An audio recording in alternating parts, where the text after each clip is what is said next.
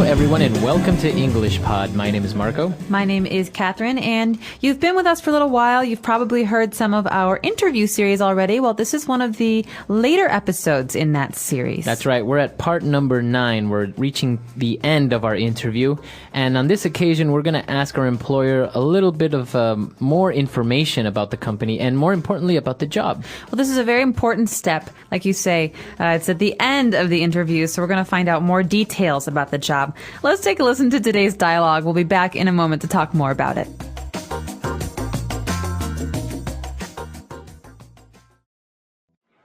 Could you tell me a little about the organization? For example, how big is your office here?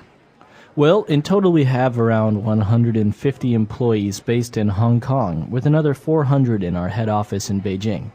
The news desk staff in Hong Kong has around 80 staff. I see. And how about the working hours? Well, as you know, Rebecca, in journalism, work hours are not exactly 9 to 5. You could be on call at any time, but we do have to work very unsociable hours at times. Well, I'm used to that, Mr. Parsons, so that's not really a shock for me. Good, as long as you understand that. And when do you need to fill the vacancy, Mr. Parsons? Yesterday, but no. We are hoping to start from the beginning of next month. That sounds ideal. All right, we're back. So it's obviously a very difficult job, and she asked some very key questions. So why don't we take a look at a couple of the words and phrases used there on Language Takeaway. Language takeaway. The first word that we have here for language takeaway is workforce. That's right, a workforce, the company's workforce. And that basically means all the employees that we have working for us. That might not be in one office. That's right. Many companies have 2, 3, even 100 offices. So the workforce means all the people who work for the company combined. That's right. So a workforce. And, well, she asked about the workforce, and, well, it's obviously a pretty big company, 150 employees. But he also mentioned that the news desk staff in Hong Kong comprises around 80 people or 80 staff. So this verb to comprise, or in this case, it comprises, means to make up or to account for. Mm-hmm. It's a very nice word to say it accounts for, it makes up, it's the total. It's the total, right. So in this case, the news desk staff has 80 people. That's a very easy way to say it. Mm-hmm. But we could say it comprises 80 people. It sounds a bit better. That's right. Very good. So, now, obviously, she's going to be a reporter or a journalist, and he said that she should be on call at any time. Okay, on call is a phrase that we often hear with jobs like journalism, but also medicine. So doctors have to be on call very often. This means that you don't have to be in the office, but you have to be available to come into the office. So when someone calls you and they say, we have an emergency, you have to be available. That's right. And you see it in movies all the time. You know, doctors are on call and maybe they're already sleeping, or maybe they're out, I don't know, playing soccer with their kids, and they receive a phone call and they have to go to the hospital in that moment. It's because they're on call. That's because they're on call. Very good. And so obviously this is a very difficult thing for someone.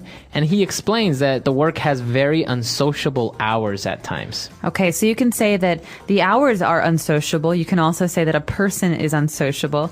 It basically means that it's not very convenient for being a social person, or for going out with friends and having many events to go to or fun things to do in your personal life. That's right. So if a person is unsociable, it means that maybe that person is not very outgoing, or maybe is always angry or grumpy. So that person doesn't get along well with others. Right. But in this case, it doesn't mean that it's a grumpy job. It just means that because she might have to work at night very often or on the weekends, it's very hard to have a social life. That's right. Okay, so obviously this job is very difficult, but in the end, she was really happy with it, and she said that sounds ideal, her starting time. So something that is ideal if it's perfect or great or the top. That's right. Many people talk about the ideal job, right? The perfect job. So that's the job that you have in your mind when you think of what is the best. That's right. So maybe my ideal job is different from your ideal job. That's right. So you have ideal jobs or your ideal house or your dream house. Or your ideal husband. That's right. So idealism. So why don't we listen to the dialogue again? Let's review what Rebecca and Mr. Parsons talked about, and we'll be back in a little bit with Fluency Builder. Could you tell me a little about the organization? For example, how big is your office here? Well, in total we have around 150 employees based in Hong Kong, with another 400 in our head office in Beijing. The news desk staff in Hong Kong has around 80 staff. I see. And how about the working hours? Well, as you know, Rebecca, in journalism, work hours are not exactly 9 to 5. You could be on call at any time, but we do have to work very unsociable hours at times. Well, I'm used to that, Mr. Parsons, so that's not really a shock for me. Good, as long as you understand that. And when do you need to fill the vacancy, Mr. Parsons? Yesterday, but no. We are hoping to start from the beginning of next month. That sounds ideal. All right, we're back. So now we have 4 phrases for you prepared on Fluency Builder. Fluency Builder. This first phrase is something that we say all the time in English, but I think a lot of learners make mistakes when they use it. The phrase is how about. That's right. So you see that Rebecca was listening to what Mr. Parsons said, and she said, and how about the working hours? So this is a way to say, and what are the working hours? But basically, it's a way to continue the conversation.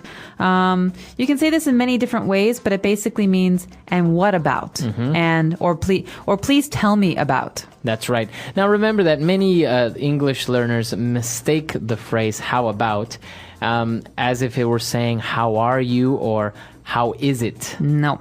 Okay. You have to be following someone else in the conversation. So for example, I could say, you know what? I'm going to have a hamburger with bacon. How about you, Marco? What are you going to eat? How about you buy me a cheeseburger? Okay, so this is basically a way of saying, okay, well, maybe I'll have a cheeseburger, or what are you going to have? So now it's important to say, don't ever make this question. Don't ever ask, how about your weekend? No. How was your weekend? That's right. My weekend was great. How about yours? How about yours? That's continuing the conversation, saying, mine was good. How was yours? Yeah. Okay, so remember that when they were talking about the work hours, he said that the work hours are not exactly 9 to 5. Okay, so this is a kind of a set phrase we use often in English because a lot of people traditionally have worked from 9 a.m. to 5 p.m. They have a break at lunch, then they go home. That's right. So this is a kind of this is a way to describe traditional working hours or traditional jobs. So you can say, yeah, I have a really nice 9 to 5 job. You could say, I really don't want to work a 9 to 5 job. That's right. So you don't want a traditional job where you're working from 9 to 5. Right. Most people, I think, work a little bit longer than that, but this is just a way of saying a traditional job. That's right. Okay, 9 to 5 job. Now, why don't we move on to Rebecca saying that she is used to working long hours or being on call. Right, so this construction, to be used to, I'm used to doing this, is a way to say that I already do this. This is my experience, or I have the habit of working unusual hours. That's right. So maybe, for example, you live in a very noisy area in your neighborhood, and somebody comes and visits you and they can't sleep because it's so noisy. You are used to it. Oh, you say, oh, I don't mind. I'm used to the noise. But your friend who's visiting is not used to it. Right. They don't have this noise at home, so... That's what happens, and it can't sleep. So when you are used to something, you have the habit or you're accustomed to it. That's right. Okay. And what about our last phrase? Our last phrase comes at the end, and Rebecca is talking about the start date for this job. She wants to know, when do you need to fill the vacancy? Okay, to fill the vacancy. Now, we have this word vacancy, and that means that it's available, right? That's right. So vacancy is an available thing. It could be a vacant place. Like an apartment. Like an apartment. Or in this case, a vacancy in a company. That means a job that is available. That's right. So she is asking when she can fill the vacancy. So we use the verb to fill a vacancy. And this sounds a lot better than saying, hey, when do I start working here? Right. This is a polite way to say, when is the job going to begin? When do you need to fill the vacancy by? I guess another way of saying it would be, when is the starting date? Yes. Okay, but as we say, also fill the vacancy is a very good option. But don't say, when do I start working or when do we start? Yeah, no, we can talk about that in a minute. Let's listen first to our dialogue one more time. We'll be back shortly.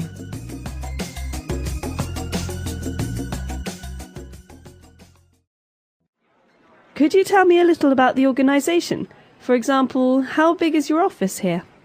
Well, in total we have around 150 employees based in Hong Kong, with another 400 in our head office in Beijing. The news desk staff in Hong Kong has around 80 staff. I see. And how about the working hours? Well, as you know, Rebecca, in journalism, work hours are not exactly 9 to 5. You could be on call at any time, but we do have to work very unsociable hours at times. Well, I'm used to that, Mr. Parsons, so that's not really a shock for me. Good, as long as you understand that. And when do you need to fill the vacancy, Mr. Parsons? Yesterday, but no. We are hoping to start from the beginning of next month. That sounds ideal. So talking about working hours, being on call or unsociable working hours, have you ever had a job where you've had to work maybe through the night? Yes, I used to work in a movie theater when I was in college. I had a day job too, so it was kind of a mess. I was very unsociable. But I worked at a movie theater, and I would start working at 6 p.m. Or 5 p.m., and I would work until 2 or 3 a.m. And so it was always busiest on Friday and Saturday. And so I could never go out with my friends. Right. So while everyone was partying, you were at the movie theater. Exactly. Or they would come to the movies and I would sneak in and bring them popcorn. So these unusual working hours, it's very interesting because usually, although it is a little bit more of a sacrifice, they usually pay a little bit better, right? They do, and there are some advantages. It means that you get to sleep in really late. Right. You don't have to wake up early. And you have the day off, like the entire day to do something. Exactly. So what about you? Have you ever worked unusual hours? Yes. I used to work for a newspaper, and obviously people like their newspaper in the mornings.